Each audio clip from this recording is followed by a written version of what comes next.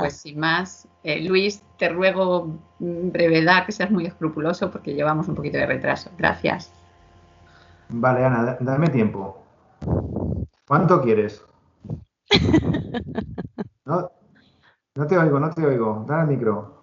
En principio sabes que era 30 minutos, pero si lo dejas en 20, casi Venga, mejor. va. Venga, de acuerdo. Vamos a ver. Gracias. Almudena, totalmente de acuerdo contigo. Retomo el guante donde lo has dejado, ¿vale? Es decir, voy a ver si puedo compartir mi pantalla con una cosita que tenía yo por aquí. No sé si es... Madre mía, esto es documento 3 aquí. Esta. A ver si lo veis. ¿Eso se ve? Ahí. Vale, Sí, se ve. esto es lo que en teoría estáis viendo vosotros, correcto. Vamos a ver, retomo el guante que me deja Almudena porque, por supuesto, excede a lo que yo iba a contar acerca de la protección de la discapacidad en el ámbito sucesorio. Pero es que verdaderamente me parece muy importante bueno, Almudena, me has puesto pues como se pone al toro el picador, ¿no? Me has hecho el capote y ahora hay que entrar a picarlo. Verdaderamente lo del artículo 2/4 de la ley hipotecaria es una norma que no se entiende. Quiero decir, el planteamiento del artículo 2/4 de la ley hipotecaria a futuro consiste en que allí se tienen que inscribir las medidas de apoyo en el registro de la propiedad.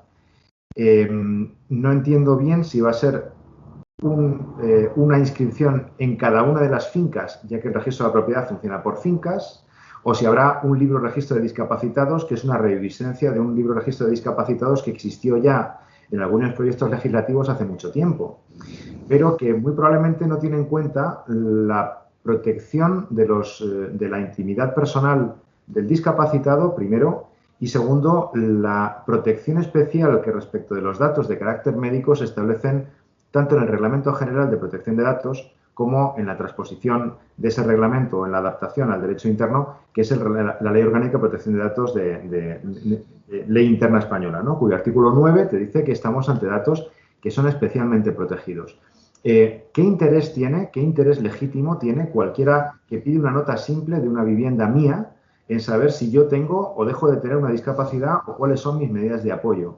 Me parece una auténtica barbaridad darle publicidad por este procedimiento cuando realmente para eso existe una institución. Retomo aquí palabras de Ángel Carrasco en un artículo suyo del año 2018. Probablemente hay una muy buena parte de esta reforma que debería haber ido a una norma sectorial, no a impregnar todo el ordenamiento jurídico. Y desde mi punto de vista creo que el lugar adecuado para regular esto es la ley del registro civil y toda la normativa relativa a protección de datos en relación con estos datos que desde mi punto de vista tienen que ser datos especialmente protegidos. Por tanto, me parece absolutamente absurdo, me parece crear un registro civil paralelo que no tiene ninguna utilidad y que es atentatorio contra la dignidad de la persona y contra la normativa española y europea en materia de protección de datos. Eso es, bueno, pues eso le tomaba, como digo, el relevo de Almudena. Y me voy a centrar exclusivamente en lo demás, ¿no? Esto es un curso online, así que, bueno, si no voy a ser totalmente breve o tan breve como me pide Ana, por lo menos quiero ser conciso porque verdaderamente las reuniones online son un medio limitado y genera mucho cansancio. Por lo tanto, si en una charla o en una conversación de viva voz o presencial las cosas funcionan de una manera determinada, creo que en los medios online tenemos que empezar nosotros también a adaptarnos. Así que voy a tratar de ser, por lo menos muy conciso. La discapacidad en el ámbito sucesorio puede tener muchos enfoques. Desde mi punto de vista, lo que tenemos que ver aquí es cuál es la nueva regulación o cuál es el sistema que se plantea en relación con el testamento. El testamento es el negocio jurídico por antonomasia en el ámbito de lo mortis causa, ¿no? Si uno habla de materia sucesoria y de notario, inmediatamente pues, se le viene a la cabeza el testamento. Además, bueno, pues con el cliché del notario, ¿no? Un señor serio, vestido de negro, con una pluma de ganso y, bueno, pues evidentemente el notario ya no es así y el testamento tampoco. La redacción tradicional del Código Civil recibe dos modificaciones de mucho interés que, a mi entender, sí que recogen muy bien el espíritu de la Convención de Nueva York. Por una parte, frente a la redacción actual, donde el Código Civil lo que te dice es que, bueno, pues el testador tiene que expresar oralmente o por escrito su última voluntad al notario. Actualmente se propone que lo haga oralmente, por escrito o mediante cualquier medio técnico, material o humano. Si el testador no puede leer o escuchar, es decir, tiene una discapacidad visual o tiene una discapacidad auditiva, pues el notario se asegurará, utilizando los medios técnicos, materiales o humanos adecuados, de que el testador ha entendido la información y las explicaciones necesarias y de que conoce que el testamento recoge fielmente su voluntad. Por lo tanto, amplía mucho los medios de comunicación. Yo creo que esto es algo que nosotros veníamos demandando y que se recoge muy bien ahora en la nueva norma, ¿no? Es decir, ya no solamente una expresión verbal, una expresión escrita. Cabe, por ejemplo, el uso de un sintetizador de voz. Yo muchas veces me he planteado cuál es el uso que le podemos dar hoy por hoy a determinados medios técnicos y me imagino, por ejemplo, el testamento de Stephen Hawking, ¿no? Uno de los cosmólogos más importantes de la actualidad, que sin embargo viene a hacer testamento y tenemos que hablar con él a través de un sintetizador de voz. ¿Eso verdaderamente es una expresión oral de la voluntad? ¿Podría ser una expresión escrita? Pues muy posiblemente el sintetizador de voz la va a traducir a texto. ¿Pero eso es posible? Bueno, pues con la nueva regulación entiendo que sí, que es perfectamente posible y además es que no me cabe duda de que ese testamento debería ser perfectamente válido. Incluso con los medios actuales. Es decir, creo que es al final una expresión de la voluntad oral a través de un medio técnico adecuado. Por lo tanto, se impone una comunicación bidireccional en un principio de accesibilidad jurídica. Una segunda novedad es que siempre que se establezca esa comunicación bidireccional y siempre que sea una comunicación suficiente, se suprime la necesidad de testigos, que esto es algo que también se había pedido mucho, ¿no? El artículo 697 del Código Civil pierde el punto segundo, de manera que una discapacidad visual o una discapacidad auditiva, si hay apoyos suficientes, no imponen necesariamente que tenga que haber testigos. Si el notario lo considera oportuno, pues lógicamente puede introducir la intervención de testigos, pero no va a ser determinante y, por tanto, se puede hacer el testamento siempre y cuando haya esa comunicación sin necesidad de testigos. Curiosamente, sí que se mantiene la necesidad de testigos cuando el testador no sabe o no puede firmar.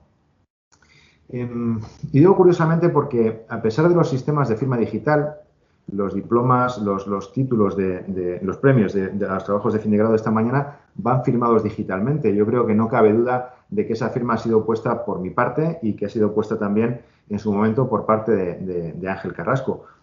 Son firmas digitales y la firma manuscrita, sin embargo, se sigue vinculando a la persona como una expresión de su personalidad individual, que lo es, por supuesto. Es decir, yo creo que la firma manuscrita es un derecho de la persona y creo que además expresa su identidad de la mejor manera posible. Ahora bien, en materia testamentaria parece que se confía mucho más en los testigos cuando el testador no puede firmar que en una firma criptográfica, que sin embargo, siendo una firma criptográfica cualificada, es decir, expedida por un prestador de servicio de certificación cualificado en el ámbito europeo, dentro del ámbito de la normativa del Reglamento Europeo el 910-2014, también conocido habitualmente como Reglamento EIDAS, es legalmente una firma equivalente a una manuscrita. Y por lo tanto no entiendo muy bien que se prefiera una firma manuscrita. Es decir, no puedo tener firma manuscrita, vale, pues entonces los testigos, oye, y si el testador puede utilizar una firma criptográfica, ¿por qué no la puede utilizar? Bueno, eso tiene directa relación con lo que ahora veremos en el artículo 706 del testamento cerrado. Yo donde quiero ir a parar es la figura de la presencia inmediata. El notariado español, precisamente a principios de la pandemia, cuando en el mes de marzo se nos decreta un confinamiento y nos encontramos en la situación que todos conocemos, pues planteamos la posibilidad de evolucionar firmemente en la creación de documentos electrónicos. Normalmente en actos de naturaleza unilateral, no en los bilaterales, donde tiene que haber una comunicación, digamos, a tres bandas, ¿no?, entre las partes y además con el notario, pero en la comunicación bidireccional sencilla, donde se produce una manifestación de voluntad ante notario, la presencia mediata, es decir, la presencia con inmediación, pero a través de un medio técnico adecuado, como es una videoconferencia, me parece un elemento absolutamente fundamental. Mirad este curso, es decir, este curso debería haber sido presencial, deberíamos haber estado todos en Cuenca y en este momento pues estar pensando en que nos vamos a tomar una cerveza en la plaza, pero eso no va a ser posible. Y sin embargo, yo creo que no cabe duda de que yo soy quien digo ser y de que os tengo a vosotros delante a través de un medio, es decir, una presencia inmediata a través de un medio técnico adecuado. Eso nos hubiera permitido atender determinadas situaciones durante la pandemia, pero ojo, que es que esto no se agota aquí. Desde mi punto de vista, es más necesario ahora que antes, es decir, una presencia inmediata a través de videoconferencia nos podía permitir perfectamente evitar situaciones de riesgo para la salud con una eventual situación de contagio y reducir los desplazamientos sin que por ello tengamos que perder ningún tipo de eficacia en el ámbito de los negocios jurídicos normales de la persona y, por supuesto, también en el ámbito del testamento. Una comunicación online como la actual, unida a un medio seguro de identificación con un certificado cualificado de firma electrónica recogido por el reglamento de IDAS, que es equivalente a una firma manuscrita, unido también a un medio de comunicación y, por lo tanto, una presencia inmediata, a una inmediación por medio técnico adecuado que nos permite una valoración de la capacidad, pues yo creo que facilitaría muchísimo las cosas. El Ministerio de Justicia no ha querido asumir esta situación. Nosotros hemos planteado esta solución, creemos que es una solución buena. Bueno, yo no desisto, ¿no? Porque creo que además es más necesario que nunca y vamos a ver cómo se nos desarrolla pues todo lo que es el otoño y el invierno, que sinceramente, bueno, no hay más que abrir el periódico y ver las noticias y saber qué pinta mal. Cuestión distinta es el tema del testamento en soporte electrónico. Aquí hay una norma que guarda cierta relación con todo esto, que es el 706 del Código Civil tras la reforma relativa al testamento cerrado. Dice la redacción futura, ¿no? o el proyecto, que si el testamento cerrado estuviera escrito por cualquier medio técnico o por otra persona a ruego del testador, este pondrá su firma en todas las hojas y al pie del testamento. Esto es lo normal, es decir, un testamento cerrado en el que el testador, oye, pues escribe su testamento por medio de papel y una impresora o a través de una máquina de escribir y tiene que firmar el documento en la totalidad de sus hojas. Pero luego añade la reforma que si el testamento se ha redactado en soporte electrónico, deberá firmarse con una firma electrónica reconocida. Bueno, vamos a ver, yo no entiendo muy bien cuál es el propósito de esta norma. El testamento cerrado, por definición, se escribe y se guarda en soporte papel, dentro de un sobre cerrado, y luego hacemos un acta notarial de protocolización, que es, bueno, pues propiamente la protocolización del testamento cerrado. Testamento cerrado, tengo que decir a los oyentes que el testamento cerrado es una figura absolutamente en desuso. Yo he tenido la curiosidad de consultar los datos de nuestra estadística y me parece que en el año 2019 hubo un testamento cerrado. En el año 2018 creo que hay 2. Y no sé si verdaderamente el testamento cerrado es algo que queramos recuperar, porque carece ¿En toda España? En toda España, Ana. Te hablo de datos agregados del índice único notarial de toda España. Entonces, testamento cerrado es que no hay. O es una figura absolutamente residual. Entonces, no sé si lo queremos recuperar. En el testamento cerrado se nos plantea un problema, y es que es un testamento que, igual que el hológrafo, no tiene asesoramiento notarial. Y por lo tanto podemos estar ante testamentos que, por definición, por falta de asesoramiento, no son testamentos válidos. Bueno, superado ese escollo, tenemos la segunda parte, y es que es un testamento que se protocoliza y se guarda y se custodia por parte del notario. Pero, claro, ahora nos encontramos con que se va a poder firmar, se va a poder hacer el documento electrónico firmado electrónicamente. ¿Esto qué significa? Porque, claro, la firma electrónica solamente tiene virtualidad, o sea, posibilidad de verificación en un documento online. Si yo tengo un documento electrónico, mi sistema electrónico tiene que tener una conexión online para poder acceder al almacén de certificados y ver que todas las firmas son válidas. Primera cuestión. Y segunda, esos certificados tienen una caducidad. De tal manera que yo interpreto que lo que nos está diciendo esto es que la autenticidad tiene que ser comprobada por el notario de la firma electrónica en el momento en el que se le entrega el testamento cerrado. Un PDF que yo puedo consultar contra mi almacén de certificados y ver que la firma es válida. Un PDF que tenga un hash que yo pueda contrastar contra una blockchain pública o privada. Pero claro, eso tendrá una fecha de caducidad porque los certificados tienen una fecha de caducidad. Y por lo tanto, tendremos que ver de qué manera se articula esto. A menos que estemos en el caso de Nuntius. Es decir, que yo pueda recibir el documento electrónico firmado electrónicamente por parte del testador y que, verificada la autenticidad de la firma, yo solo pueda protocolizar el documento, porque entonces estaríamos en otro escenario totalmente distinto. Estaríamos realmente ante la situación donde hay una inmediación, es decir, una presencia inmediata a través quizá de una videoconferencia, se me remite el testamento, yo lo traslado a papel bajo mi fe, diciendo que la firma en el momento en el que yo la recibo es auténtica, y entonces yo solo por mi cuenta hago el documento de protocolización, porque solamente así tendría sentido el artículo 706 del Código Civil. De lo contrario, la verdad es que no le veo cuál es la utilidad o cuál es su destino. Por otra parte, tampoco es muy exacto, porque nos habla de firma reconocida. Actualmente hablamos de 3 tipos de firma electrónica, que son la firma sencilla, la firma avanzada y la firma cualificada, desde el Reglamento IDAS 910-2014, que antes he citado, y que está en vigor en España desde mayo de 2016. Por lo tanto, yo creo que este artículo 706 necesita algún tipo de revisión. Pero bueno, todo esto, por otra parte, nos llevaría a hablar de la diferencia entre identidad, inmediación, presencia inmediata, juicio de capacidad, y esto yo creo que es materia quizá de otra jornada. Y la tercera novedad a la que me quería referir en el testamento es el 665 del Código Civil, porque es una norma bastante rara, ¿no? Nos dice que siempre que el incapacitado, por virtud de sentencia y que no contenga pronunciamiento acerca de su capacidad para atestar, quiera otorgar el testamento, actualmente lo que tenemos que hacer es, verificar la capacidad y llamar a dos facultativos que le reconozcan. Y si estamos en un intervalo lúcido, si es una persona que tiene en ese momento capacidad para atestar, autorizamos el testamento. Pero claro, el 665 del Código Civil recibe una reforma muy importante. Ahora dice que parece que va a decir, si el que pretende hacer testamento se encontrara en una situación que hiciera dudar fundadamente al notario de su actitud para otorgarlo, antes de autorizarlo, designará a 2 expertos que previamente lo reconozcan y dictaminen favorablemente sobre dicha actitud. A ver, si el notario tiene dudas sobre la capacidad de una persona para otorgar testamento, por principio lo que vamos a hacer es no autorizarlo. Es decir, mi función consiste en valorar la capacidad del testador. Por lo tanto, si yo creo que esta persona no tiene capacidad para otorgar testamento, ahí me tengo que parar. El proyecto de ley parece olvidar que el notario, por otra parte, está en contacto personal con el otorgante. El artículo 17 bis de la ley del notariado y el 147 del reglamento notarial siguen plenamente vigentes, no se tocan en esta reforma.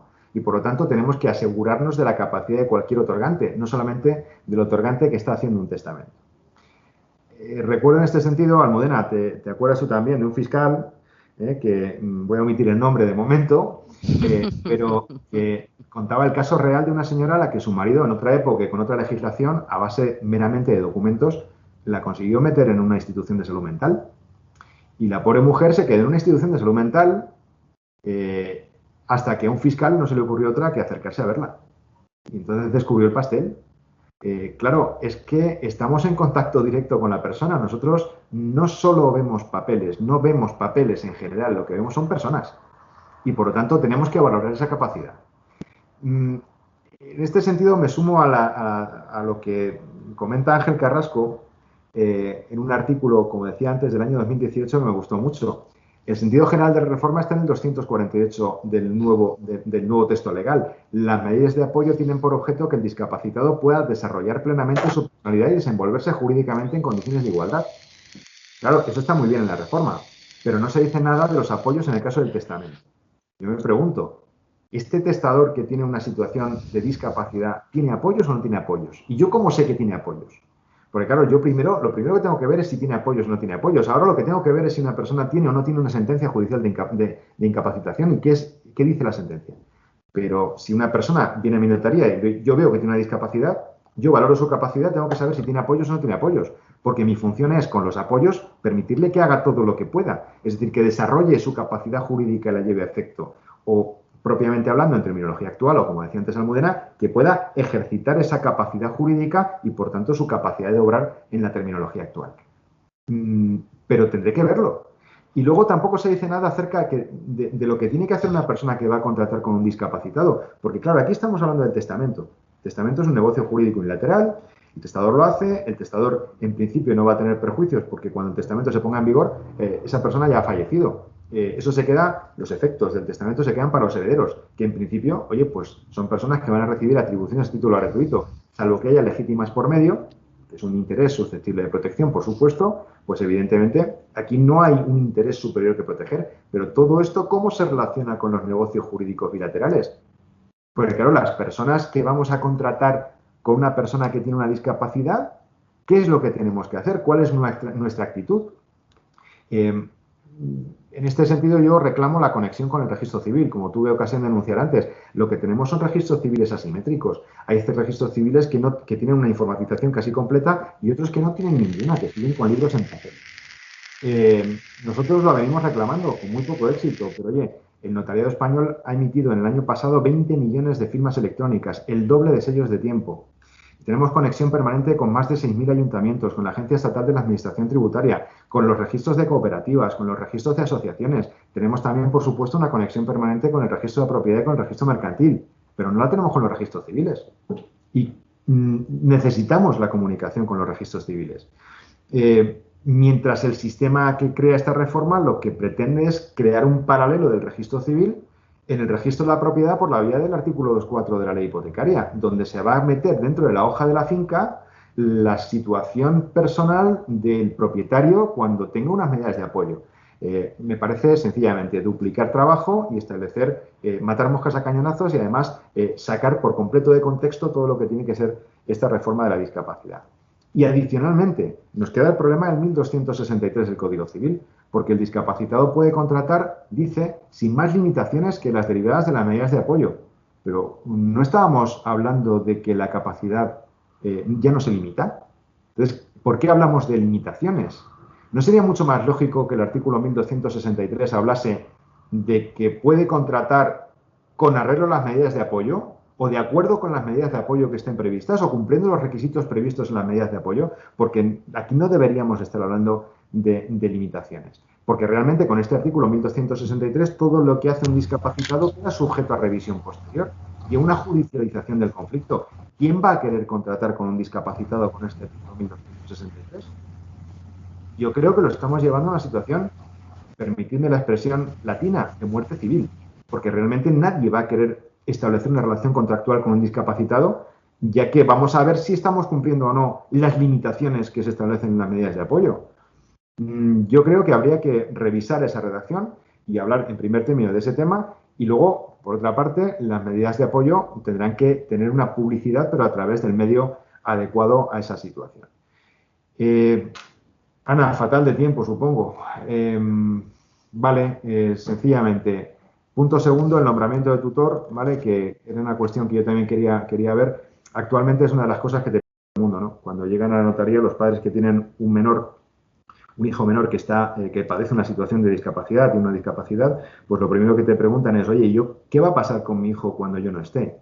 Y entonces establecen a través del 223 del Código Civil, pues, bien sea a través del testamento u otro documento público notarial, establecen el nombramiento de tutor, medidas de apoyo. Además, también es muy frecuente, es decir, medidas de apoyo, órganos de fiscalización de la tutela, que es como lo llama todavía el artículo 223 del Código Civil. Y una cosa que suele hacer los padres, y que además desde el punto de vista práctico yo creo que ha calado mucho a nivel tanto judicial como de fiscalía, es la exclusión. Es decir, el padre, lógicamente, va a tener su preferencia. Es decir, yo quiero que a mi hijo pequeño lo cuide su hermano mayor. Yo quiero que a mi hijo pequeño lo cuide mi mujer si yo me muero. Pero claro, también es muy frecuente, mucho más frecuente de lo que creeríais, que una persona llegue a la notaría y te diga, mira, yo no sé quién va a nombrar el juez tutor de mi hijo si yo me muero, pero yo no quiero que sea este. Y eso es extraordinariamente frecuente. Y eso es algo en lo que la reforma sí que es sensible y lo introduce. Otra de las cosas que dice el 223 actual del Código Civil es que estas medidas se van a comunicar de oficio por el notario autorizante del registro civil para la indicación en la inscripción de nacimiento. Bueno, en la nueva normativa, claro, la nueva normativa distingue por una parte tutela, que estará prevista solamente para menores en el artículo 201 del proyecto de ley. Los progenitores en testamento o documento público notarial podrán designar tutor, establecer órganos de fiscalización de la tutela. Prácticamente nos trae a la reforma el artículo 223 del Código Civil y lo mete en el artículo 201. Pero no dice que lo tengamos que comunicar al registro civil. Es decir, esa comunicación de oficio del 223 desaparece. Yo creo que es más necesaria, vamos, tan necesaria como ahora, y que por lo tanto debería estar. Y luego respecto de las situaciones de autocuratela representativa, es decir, lo que antes era la autotutela, el 271 nuevo te dice que, claro, que podemos establecer disposiciones para nosotros mismos. Pero entonces no se puede nombrar curador en testamento para mayores. Es decir, el 201 del proyecto de ley habla solamente de la tutela y de los progenitores que en testamento o documento público notarial nombran tutor para su hijo menor. Pero claro, yo ya no puedo nombrar tutor para mi hijo mayor. Bueno, la respuesta es que sí, ¿vale? Es decir, pero hay que buscarla. Está en el punto cuarto del 276 que te dice que el juez va a nombrar tutor preferentemente a la persona o personas que el cónyuge o la pareja conviviente o los progenitores hubieran dispuesto en testamento o documento público. O sea, desaparece la obligación del notario de remitir esto al registro civil, pero el juez sí que resulta vinculado de alguna manera por estas disposiciones. Y luego, por otra parte, pongo el acento en la inseguridad jurídica que nos va a crear lo de la pareja conviviente. Porque ¿cómo se acredita eso? Es decir, a mí me viene un señor y me dice, mira, yo soy la pareja conviviente de una señora y vengo a establecer medidas de disposición para su... Pero, oiga, ¿y cómo me acredita que es pareja conviviente? Porque, claro, parejas de hecho en España hay dos tipos. Está la pareja de hecho, que no tiene ni un papel y es perfectamente legítimo, señores. Y está la pareja de hecho que se inscribe en algún registro, que puede ser municipal o puede ser autonómico y que tendrá efectos dentro de la comunidad autónoma correspondiente, pero no sabemos exactamente si tiene efectos en otra comunidad autónoma distinta.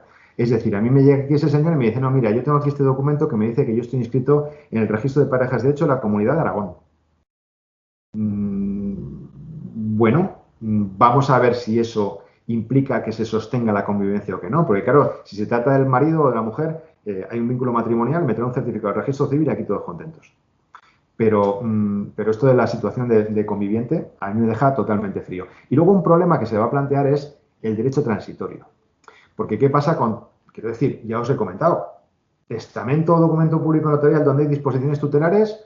Hombre, pues yo creo que no hay una persona que tenga un hijo en situación de discapacidad que no haya hecho un documento en el que prevea el nombramiento de tutor de una manera o de otra. Incluso también y muy especialmente en el caso de los cónyuges que los tuvieron, que fueron cónyuges y que ya no lo son. Es decir, los separados o los divorciados, que quieren establecer tutor, pero para mi familia tirando para mi casa y no para la casa del otro. Bueno, la transitoria segunda se refiere a instituciones tutelares ya constituidas, pero no recoge las que se tengan que constituir en el futuro. Entonces, ¿esa tutela es una curatela representativa de la nueva ley? Porque esto no está previsto en las transitorias. ¿Ese testamento qué virtualidad va a tener si esa persona fallece dentro de 10 años y nos encontramos con que había previsto un nombramiento de tutor y tengo un hijo discapacitado que ya tiene 22 años y ahora qué? ¿Estas disposiciones vinculan al juez? Hombre, yo creo que el juez, si es sensible, atenderá a las disposiciones del testamento. Pero no lo establece expresamente la norma. La transitoria tercera se refiere a las previsiones de autotutela, poderes y mandatos preventivos. Las previsiones de autotutela se van a entender referidas a la autocuratela. Bien, pero ¿qué pasa con lo demás? Y yo me pregunto, ¿es aplicable la transitoria novena del Código Civil? Porque claro, si no tengo transitoria específica en la ley y estoy en legislación civil, por aplicación de los principios generales del derecho, me tengo que ir a la transitoria que tengo, que es la transitoria novena del Código Civil. Las tutelas y las curatelas cuya constitución definitiva esté pendiente de la resolución de los tribunales, al empezar a regir el Código, se constituirán con arreglo a la legislación anterior, sin perjuicio de lo dispuesto en la regla que precede, que es la transitoria octava. Los tutores y curadores nombrados bajo el régimen de la legislación anterior y con sujeción a ella, conservarán su cargo, pero sometiéndose en cuanto se ejercicio las disposiciones del Código. Hombre, yo creo que esto lo que nos está haciendo es un reenvío a una tutela, a una curatela representativa, pero tampoco lo tengo muy claro. Yo creo que lo lógico sería prever, al igual que planteaba Almudena con los poderes preventivos, qué sucede también con todas las situaciones de la legislación anterior. No voy a aburriros, hay una regulación, porque llevo 20 minutos largos, hay una regulación muy extensa acerca de las legítimas y su relación con las sustituciones fideicomisarias. Bueno, el 808 del Código Civil ya sabéis que permite gravar la legítima en beneficio del discapacitado. Pero claro, ahora el 808 del Código Civil establece una normativa absolutamente nueva y desde mi punto de vista muy rara, quiero decir. Primer problema, nos dice, cuando alguno de los hijos se encontrase en una situación de discapacidad psíquica, física o sensorial, el testador podrá disponer a su favor de la legítima estricta de los demás hijos o descendientes sin discapacidad.